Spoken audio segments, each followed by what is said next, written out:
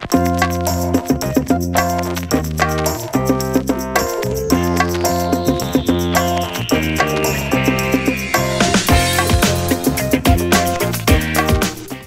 guys, it's me, Lady G, and I'm coming to you with another video. I just filmed another video right before this, so I said in that video I was going to explain as to why I was up at 2 in the morning. It's 2 in the morning, but sometimes I'm up pretty late for no reason. Not for no reason, but because I'm working on my second job, okay? And that leads me into this video, which is actually a reply to a question that was asked to me, and I was sitting here trying to find the question so I could, you know, say it verbatim, but I can't seem to find it.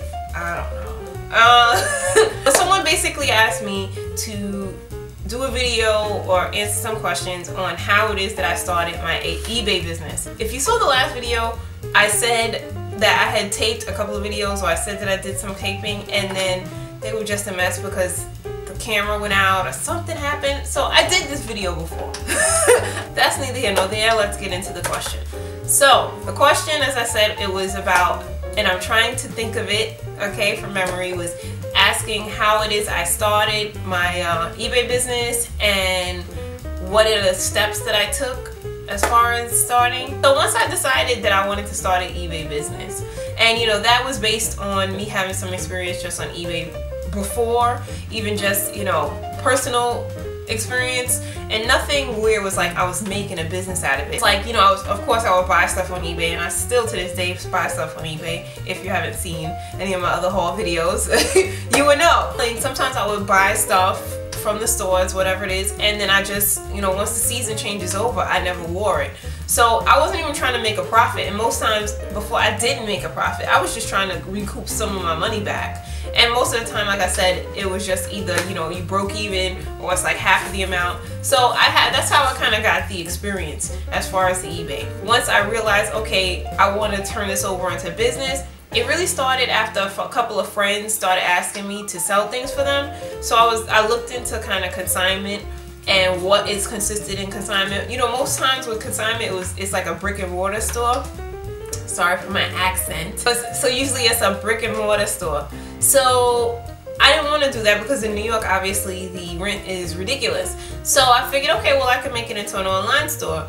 I realized once I started to do it is that there's not a tremendous amount of like, you know, like step-by-step things on what to do, and that's probably why this person asked me the question. There was this book, as far as the consignment part, there was a book that explained, and I think I'll try and put the name either here or in the description box with the book if I still have it. It was like how to start an online book, and it was by, I remember the author's name. The author's name was Skip McGrath or something like that. As far as the specifics on how to get the business together, I just looked at it as any other business. How is it that you start any other small business? You go and you have to get like as far as what you need in order to even open a business bank account. They need a employer identification number, or what's called or for short an EIN, and you get that from the IRS. Okay, you go there. You could either, no, you don't go there. You could call them or send an application in or do it online. If you go to the website, and I'll put all the links below, then it can show you how to get that number. Because even when you go to the bank to try to open an account, they're gonna ask for that number. So I did that first. Then after that, you know, in New York State, if you're gonna collect sales tax on certain things, or even to sell things that may require you, you know, adding tax to it. Because in New York, if it's shoes or shoes and clothing, I think, under $110, you don't have to pay sales tax, so I wouldn't have to collect sales tax. So, but other than that, if I sold something to somebody that lives in New York and was a handbag or over $110, then I would have to collect tax from them. I went and found out from my state, so you would have to find out what is going on, you know, what would happen in your state. But I went from my state and saw what was required to do that. So as far as the financial part, I wanted to find out what was required of me on both sides as far as tax-wise, okay? So I went to the website of each, you know, federal and state, and then I found out as far as even just what is required of a small business to open that up. So I did that. So that was, the bank was the third step. So you go to the bank, you tell them I want to open a small business account, and they'll ask for the EIN number, and then they'll open one for you. It may be easier to go to one that you already belong to, because then you're already familiar with them. But you may also want to look into, which is something I said in the first video, research different banks to find out which one has like cheaper fees, because some banks charge you for the amount of checks that you write out per month. So you want to look at that stuff and how much it is that they're going to charge you every month and what it is that you're getting with that, because you want to make sure that you like have a debit card or something for the account, just in case you're going to go to different stores or whatever it is to buy stuff, because it's just easier to have that stuff all in one statement. Then I went to my county, because I found out with the small business, whatever it is, you have to declare like you're doing business as name. So I went to my county clerk, and then you have to like tell them I'm gonna be using this name. Okay, so then you make up the name from your business, and then you go there and you do like a business certificate. I think that's what it's called. And then in our state, it was my state rather, it was $120. So I paid them that. I told them what it was that I was gonna name it, and then they gave me this actual paper. But they didn't give it to me that day, I think. They send it to you in the mail. So as far as when I got the certificate, I was like officially a business at that point. So from there, some people then go and you can decide whether you're gonna go and like incorporate yourself or become an LLC, which is a limited liability company. And there's different options that you can do from there. But at that point right then, you're still officially a business. So as far as on the eBay side, now that's a whole other monster. If you have not sold anything on eBay before, it's easy. But there's a lot of little things to be, to think about when you're selling on eBay. Like when I first started out with this whole thing, I had my personal eBay name that I had that I was, would buy from. And I decided I wanted to start fresh. So I went and I just got a new account. And when you sign up on eBay, if you don't know already, you gotta like give them your username and some credit card information, I think, especially if you're gonna be a seller. And then you sign up for PayPal, which PayPal is the only method of payment that eBay uses now. So, because before they allowed other things, but now they only use PayPal. So when I started on eBay, you can start little, like I did. I didn't get a store right away. There's perks to each one, I guess. If you're not gonna be selling that many items per month, just get a regular, eBay account and username and just do that. You get like 50 free insertion fees every month, even with like a regular, user.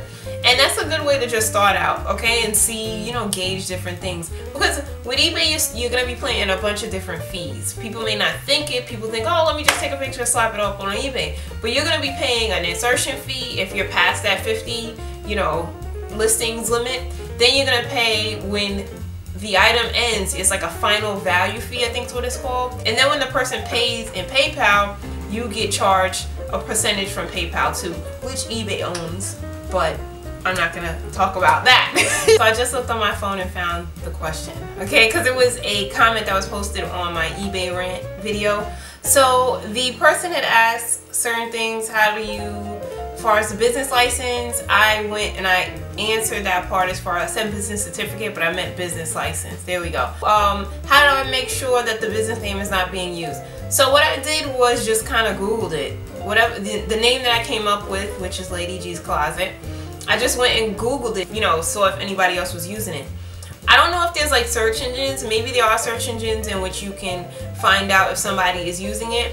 I know that there's search engines that you can use to find out if anyone owns a domain name, okay, for a website, okay. As far as the name on eBay, it'll tell you when you go to put the name in, why, if it's being used or not, and they'll tell you to make a new one. But as far as just the business itself, I just Googled it and made sure there was nothing out there that was like, legally being used, and I didn't find anything really. I mean, yeah. Maybe if they trademark it or something, the person can't use it. That's something you may want to, confer with a legal person, lawyer with, but if you do like a simple search before, I did all that searching before I went to get the business license, and they issued me the business license with no problem. So, you know, hopefully I answered that question. So the person also wants to know as far as shipping and US choices and prices of items. Okay, so the shipping. The best thing to do, which I found out over the years, is you ship using mostly USPS, which is US Postal Service, duh. Ship using mostly USPS stuff. Why? Because they give you a lot of the supplies. You know, other than they don't give you tissue paper, which is I use to wrap the stuff in, and they don't give you tape. But as far as the boxes, you can order the boxes online on USPS.com and they come straight to your house. And so they'll give you that stuff. The good thing, which I think is a big tip, which I've actually found out from another YouTuber, because that's another tip. Sorry, I'm like all over the place. Look at a lot of other people's YouTube videos on here having to do with eBay and selling on eBay, because there's a tremendous amount of information on eBay. Not eBay, on YouTube.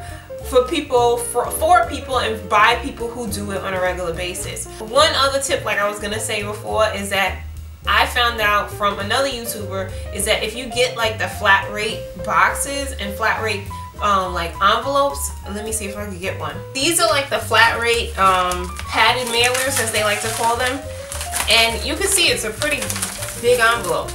Whatever you can fit in here, and it's not like obscenely big and sticking out, but whatever you can fit in here that you would put in here, let's say a shirt, a pair of shoes, whatever else, I don't know, obviously not anything too fragile because it's gonna be knocked around in here. I'm dropping stuff, but if anything you fit in here is gonna ship at a flat rate okay, it doesn't matter really how heavy it is, and it says in here, on here rather, one rate any weight. Okay, so I've been trying to use this as a go-to shipping method or shipping envelope for most of the stuff, because even if you ship it for free, like sometimes I offer free shipping, and if it's going to California, it's going to cost a lot of money if it's going to go in a parcel post or something like that. But if you go and you ship it priority, which includes tracking, and now they say it includes insurance, okay, or something on it, yes, tracking and insurance, it's like, if it's like a shirt from New York rather to California, it's probably around like $5.70 or something like that for it to ship in this, as opposed to when you go and you put it in something else, it may be like $7.